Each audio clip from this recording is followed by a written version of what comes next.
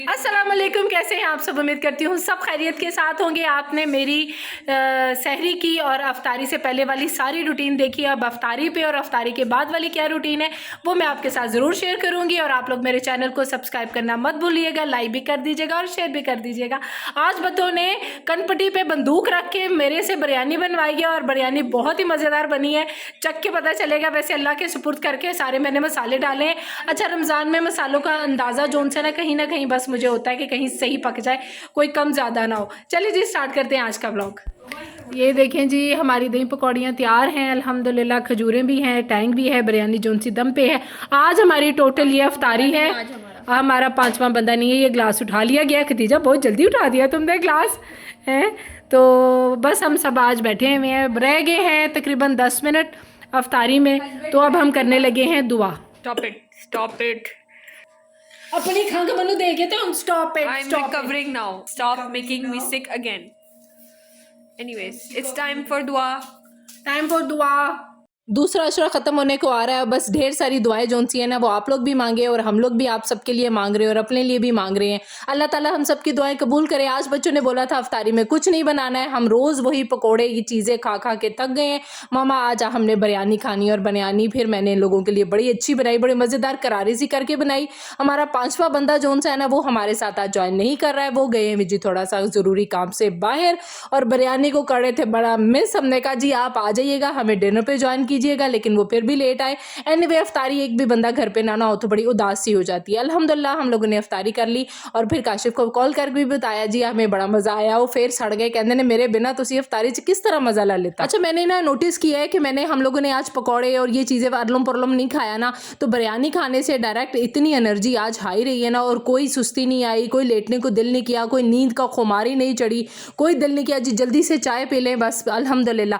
मैं तो कहती हूँ आने वाले और जोन से रोज़े रह गए हैं ना अब चंद, उसमें हम लोग डायरेक्ट खाना ही खाएं तो वो बेस्ट है। और बहुत सारे लोगों को मैं देख रही हूँ कि जी वो डायरेक्ट खाना ही खा रहे हैं और वो भी हमारे लिए कितना अच्छा है जी और हेल्दी है। खाना खाने के बाद चलो जी पानियाँ दे लग जाइए मत्थे, पहले हम धो लेते हैं बर्तन। अच्छा, ये अफ्तारी के बाद के बर्तन है जो मैं रोज़ धोती हूँ, या मैं नहीं होती तो मेरी बच्चियाँ धो देती हैं। बेटियाँ इन कामों में आपको पता है ज़रा एक्टिव होती हैं कि मामा ना करें वो कर लें ज़रा वीडियो के लिए। मैंने कहा जी आज मैं धो लेती हूँ। एनीवे ये किचन वगैरह करने के बाद भी बड़े सारे काम है। अच्छा, बच्चों को मैंने बोला कि जी किचन हो गया साफ़, अब हम चलते हैं वॉक के लिए। अच्छा, ये मेरी रोज़ की रूटीन है कि हम बर्तन धोने के बाद किचन को क्लियर करने के बाद रोज़ाना आ जाते हैं। और ये टाइम मुझे ऐसा लगता है कि ये हमारा टाइम है। हम जोन से हैं बाहर निकलते हैं, गपशप करते हैं, माँ बेटियाँ अपना टाइम स्पेंड करते हैं, बच्चे खेलते हैं, आसपास के लोग जोन से हैं वो वॉक कर रहे होते हैं, उनके बच्चे खेल रहे होते हैं, बच्चे साइकिलिंग कर रहे होते हैं। बहुत मज़ा आता है। वॉक तो समझ ले कि हमें बहुत टाइम हो गया हम वॉक अपनी कंटिन्यू लेकर चल रहे हैं। घर आने के बाद थोड़ा सा रेस्ट किया। रेस्ट करने के बाद सारे कह रहे थे जी आज थोड़ा सा कुछ स्नैक्स सा हो जाए। मैंने कहा जी चले मैं आप लोगों को चाय बाकर खानी खिलाती हूँ। मेरी सिस्टर ने रमज़ान के शुरू होते साथ ही मुझे 5-6 पैकेट बाकर खानियों के, स्पेशल बाकर खानियों के पैकेट भिजवाए थे। चाय पीने का बिल्कुल मूड नहीं था, इसलिए कि जब से रमज़ान शुरू हुए हैं मैंने चाय पीनी बिल्कुल छोड़ दी हुई है। कभी कभार किसी के घर जाए तो हाँ मिल जाए तो मैं पी लेती हूँ, लेकिन स्पेशल उठ के अपने लिए नहीं बनाते हैं। तो बच्चे कह रहे थे एक बाकर खानी के साथ ही हम चाय ले लेते हैं।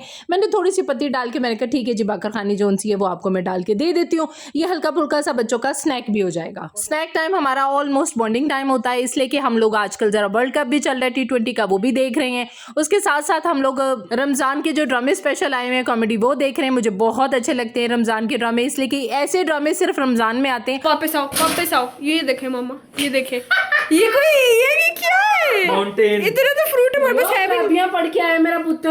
मम्मा मैंने एक बार भी नहीं फ्रूट चाट खाई।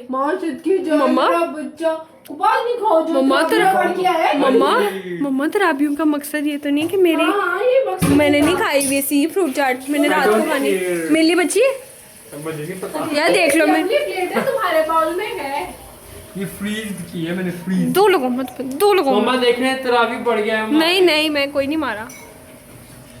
मम्मा ये तो कितना पहाड़ बना के फ्रूट का आपका बेटा। तो खान पीन देना क्या कर, तुम्हें पता भी है ये क्या है? एक्स्ट्रा चीनी। मम्मा आपको मना किया हुआ है ना कि अपने मियाँ को मत दिया करे एक्स्ट्रा चीनी। काशिफ आ गए हैं तो उन्होंने बोला मैंने बकर खानी चाय नहीं लेनी है, तो ब्रेड जैम जोन सा खतीजा ने पापा को लगा के दे दिया कि एक्स्ट्रा चीनी जैम। बीवियां ही खराब करती हैं, ये इस दौर की बीवियां ना अपने मियों को खराब करके बैठी हुई हैं। मुझे समझ आ गया है। एवरीवन नोज कि ये जनरेशन ने अपने मियों को खराब कर रखा है। ये ले जी मिस्टर। अच्छा जी, स्नैक्स के बाद भी मेरे काम खत्म नहीं होते। काम जोन से ना ये यकीन माने 12 बजे तक चलते ही रहते हैं। काशिफ ने सुबह कहीं जाना था तो मैंने कपड़े जोन से उनके रात को ही आयरन करके रख लिए। मैंने कहा अच्छे से तरह नीट क्लीन करके रख दूँ। अच्छा, मैं आपको मज़े की बात बताती जाऊँ, मुझे पैंट शर्ट बिल्कुल आयरन करनी नहीं आती थी। मेरे अबू दरअसल शलवारी कमीज़ें पहनते थे और जब मेरी शादी हुई है, हमारे घर में भाई कोई नहीं था, तो जब मेरी शादी हुई है तो काशिफ पहनते ही पैंट शर्ट्स थे।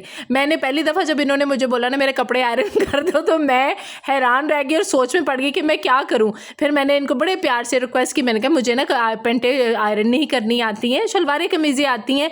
तो फिर इन्होंने मुझे खड़े होकर बड़े अच्छे तरीके से बताया लेकिन खुद नहीं की बस ऐसे ही है जी। उसके बाद फिर मैं पैंटें शर्टें बड़े आराम से जोन से ना वो आयरन कर लेती हूँ। इफ्तारी के बाद जो मैंने बर्तन वॉश किए थे वो आके मैंने उठाए हैं सारा। मैंने फिर से दोबारा एक दफ़ा, मैं सोने से पहले मैं दोबारा किचन को जोन सा ना वो अच्छे से क्लीन अप कर लेती हूँ, ताकि आते साथ ही सुबह, इसलिए कि 2 घंटे बाद ही आपको पता है सहरी का टाइम हो जाता है, तो मुझे ये होता है कि आते साथ ही फिर मैंने रोटियाँ वगैरह बनानी होती हैं, पेड़े बना के रखती हूँ, चीज़ें वगैरह रखनी होती हैं काउंटर्स के ऊपर, तो सहरी के टाइम किचन साफ सुथरा होना तो काम करने में बड़ी आसानी रहती है। अच्छा, इसके बाद मैंने फ़ौरन अपनी सर्दियों के जोन से कपड़े हैं ना वो पैक करके रख दी और गर्मियों के निकाल दिया है। अल्लाह दी कसम इतनी जल्दी गर्मी आ गई, मेरा तो दिल जोन सा ना वो उदास ही हो गया।